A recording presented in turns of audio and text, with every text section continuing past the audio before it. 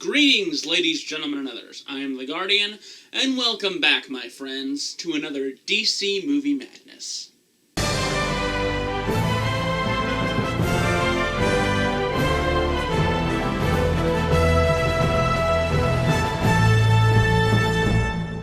Thank goodness we have a vault filled with much better DC animated films than the last one. Since my last attempts at reviewing an animated Batman movie were less than pleasant, I decided to look further back into the DC animated universe to see what I could find. And what did I find?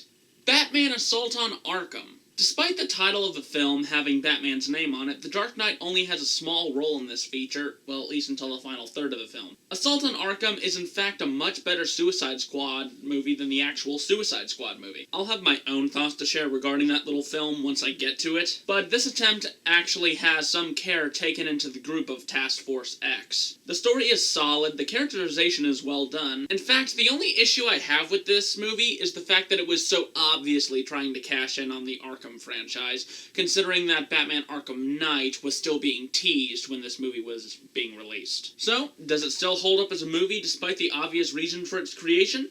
Well, let's find out. This is Batman Assault on Arkham. The movie begins with the Riddler being an obnoxious ass to Amanda Waller. Not your best idea there, Enigma. The reason he's acting so smug is because he actually has sensitive information that he stole from Amanda Waller. And as we all know, the Riddler can't help but be an obnoxious ass who thinks that he is so intellectually superior to everyone else in Gotham.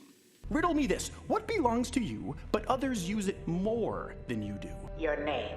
You've heard that one. No, I have Google, like the rest of the world. Sick burn, Amanda. But she's only been stalling him so her personal SWAT team can break in and kill him, but unfortunately for her, Batman arrives looking for information as well. Apparently the Joker hit a dirty bomb somewhere in Gotham, and Batman came to Nigma looking for answers, considering that, well, Nigma, being a genius that he is, pretty much knows about everything that's going on in Gotham's underground. Batman, voiced by Kevin Conroy, drops the Riddler off at Arkham, which forces Waller to initiate Task Force X. Assemble Task Force X. We have another suicide mission. So already this premise is much more believable than what we had in the actual Suicide Squad movie. Someone like Riddler stole sensitive information from Waller, and she's assembling a covert team of expendable operatives to get it back. This is already a better setup than Waller being a moron and not keeping her anti-witch repellent close enough. And alongside all this just goes to show that the Joker is a thorn in almost everyone's side in the DC universe. At least from Gotham's perspective, anyway. So the members of Task Force X are assembled, which include Killer Frost, Captain Boomerang, Harley Quinn, Deadshot, Black Spider, King Shark? Okay, until this movie, I had no idea who King Shark was. As for Black Spider, I've only seen him in a couple episodes of Young Justice, which hilariously enough, he was voiced by Josh Keaton, who was Marvel's favorite web-slinger in the Spectacular Spider-Man series. Excuse me, can I come in this way, or do I have to break my own window? I don't suppose you'd let me finish off Jones and go about my web-slinging way? An odd thing to point out, yes, but it's a bit of fun trivia. Oh, and this guy. That's KG Beast. I didn't bother mentioning him because he gets blown up almost immediately. See? So with the usual threats and promises that a government official can make to convicts, Waller sends her little team to break into Arkham Asylum to find and get the stolen data back from Riddler. Insane. You don't want much, do you? Screw that. I don't do freaky dinkies. What, we some kind of Suicide Squad? And unlike that other movie, there are justified reasons for who was assigned to this little Suicide Squad. Harley Quinn has an encyclopedic knowledge of Arkham's layout and its logistics. And that's about all I know. As far as everyone else goes, Killer Frost can pose as a corpse with how cold she is. Spider as much as a normal-looking guy as Boomerang. Deadshot has killer accuracy, and Shark, I guess, is the muscle. So the group lands in Gotham to meet up with the Penguin to provide weapons and a way into Arkham. Thus, the whole dead corpse thing that I mentioned earlier is how Frost comes into play.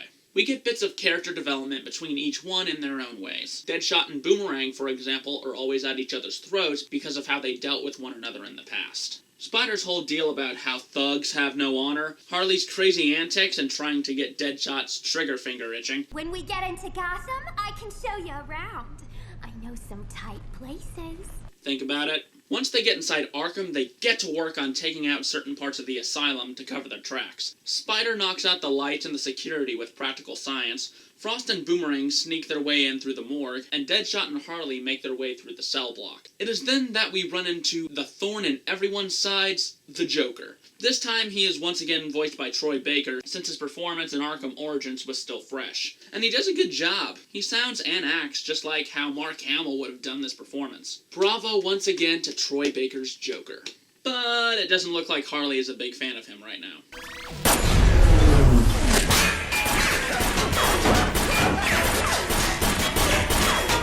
After her little spaz attack, they get Shark in through the water system with their gear and stealth their way to the property room, where the Riddler's thumb drive supposedly is that contains the evidence that Waller wants to get back. This data that she wants back so badly is in fact the identities of everyone who is a part of the Suicide Squad and everyone who could potentially be a member. And in this version, Waller kinda wants to keep that little covert mission of hers on the hush-hush from the actual government. While the team continues their way through the intensive treatment building, Batman catches on to their game thanks to his detective skills and heads for Arkham. They manage to get into the property room thanks to Harley's knowledge of the asylum's inner workings. And pal, anyone who throws boomerangs has some real issues letting go. Another sick burn. They search around and we get some more teases of the Batman mythos. Bloody hell. Here's where it went.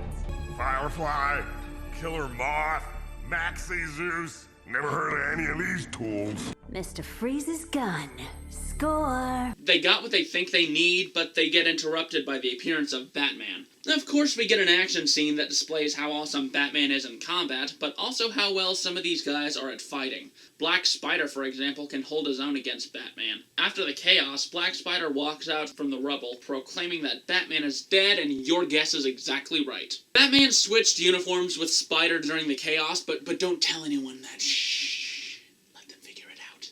Frost got extra instructions from Waller that include killing the Riddler, but he offers an ultimatum. I know how to defuse them. Meanwhile, Harley's little spaz attack actually offered a Joker a way to escape from his cell, and thus he begins roaming the halls of Arkham Asylum. Frost meets up with the others outside the medical center in the hopes that the Riddler can defuse their bombs. They get into the med center, and with a little electroshock therapy, Riddler defuses the bombs for everyone except King Shark, and...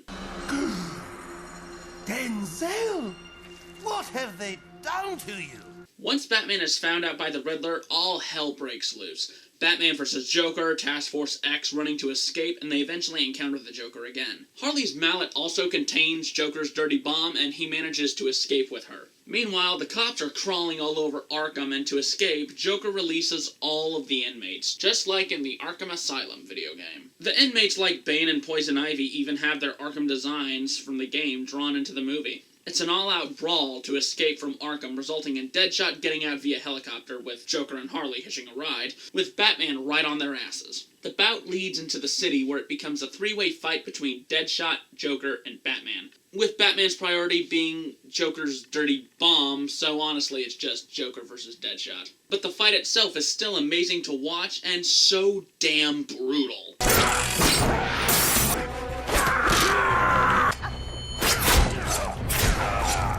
It eventually ends with the Joker being knocked off the building via stuck on a helicopter, and who knows? It's the Joker. He's gotten out of worse situations.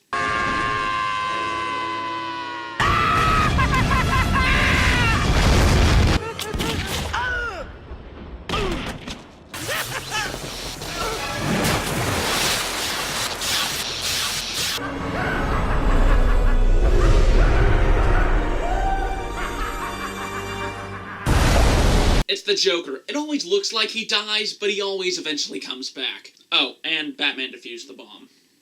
Just in case you were wondering about that. Also, he has a few words for Waller because she was careless with her attempts because she apparently never cared about anything more than the Riddler's death. He escaped, of course, during the whole chaos, which is on Waller's head.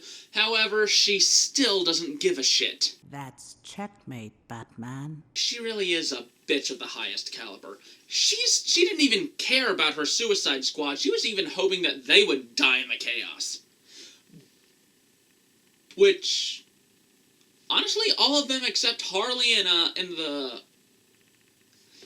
but Harley and Deadshot kinda got killed or captured. So, yeah. I guess she got what she wanted.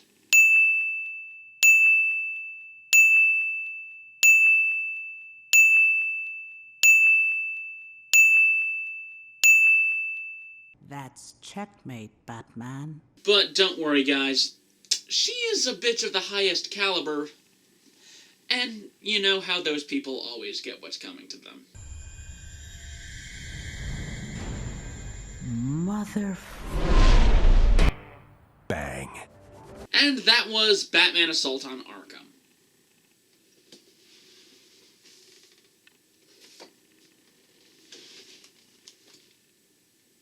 How did you fuck up so royally? This is truly the proper Suicide Squad movie that we deserved. The plot of Waller needing to get information back from a punk like the Riddler works on more than one level. Some of the characters chosen for this task may have been more expendable than others, but they still feel like real characters with their interactions between one another.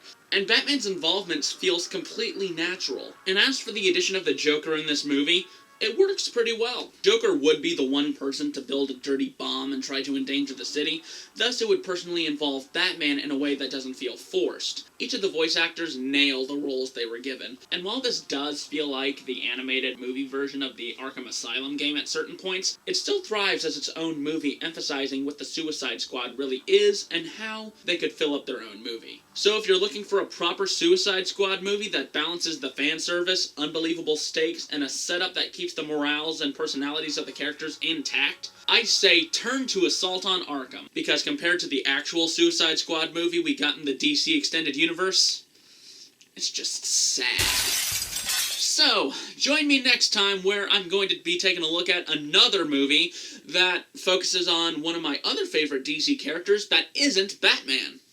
But until then, see what you enjoy what you see, and have a great day. Farewell.